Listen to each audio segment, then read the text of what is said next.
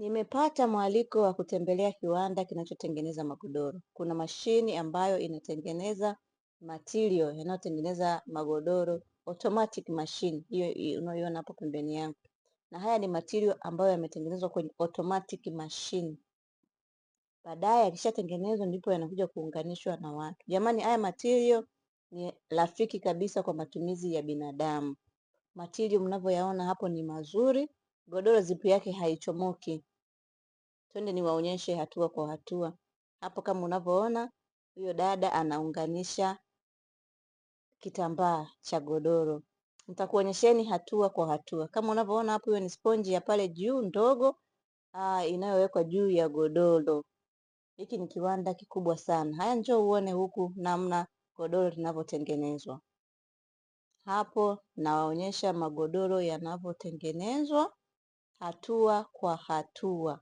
Haya magodoro yanasaidia kama una tatizo la mgongo, kiuno. Ukilalia haya magodoro yanakuwa usikii hayo maumivu unayoyapata kuanzia sasa. Jamani, una godoro huko umelalia miaka 10, miaka 20. Limeshakuwa kama kijiulimi cha ng'ombe. Sasa ni wakati wa kubadilisha magodoro ambayo wewe mwenyewe kwanza yatakuprotect kwa ajili ya afya yako. Magodoro haya ni rafiki hata kwa watoto wachanga. Kitambaa chake ni kilaini kabisa. Pia ili godoro unavyoliona hili lenye kidude cheusi hapa juu, hii ni kwa ajili ya mazingira yale yenye joto kali. Godoro hili wanakuwekeani material mazuri ambayo ni rafiki kabisa kwenye kipindi cha joto. Kama Dar es Salaam kwetu pale joto huwa mpaka linaweza kubabua. Lakini hili godoro ukiwa unatumia linakupa kujisikia vizuri. Kama unavyoona hapo mbele ndivyo wanavyotengeneza magodoro. Na pia haya magodoro unavyoweka order kutoka China, haya magodoro wanayacompress. Nini maana ya kucompress? Maana yake wanapunguza CBM. Maana yake ukiagiza godoro kama hilo mpaka likafike Tanzania, bei yake itakuua. Sasa Wachina wamekuja na mbinu nyingine. Haya magodoro wanayacompress, yanabaki sentimita 1 tu. Sentimita 1 ambayo godoro likikunjwa inabaki ni CBM 0.13 mpaka 0.19. Unaona hapa godoro limekwisha tengenezwa kule mwanzo. Sasa linapita kwenye mashine kwenda kufanyiwa compressing. Yaani maana yake kubinywa. Linaenda kubinywa ili lipungue liweze kusafirishwa kwa urahisi kabisa. Pia haya magodoro nakwambieni jamani, wanafata standardi za kimataifa utengenezaji wake.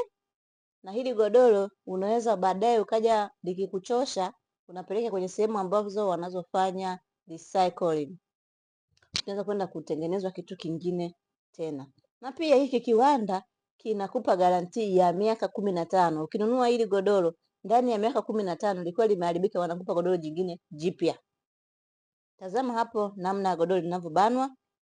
Likishabanwa linasonga mbele kidogo, linazungushwa, baadaye wanaliroll.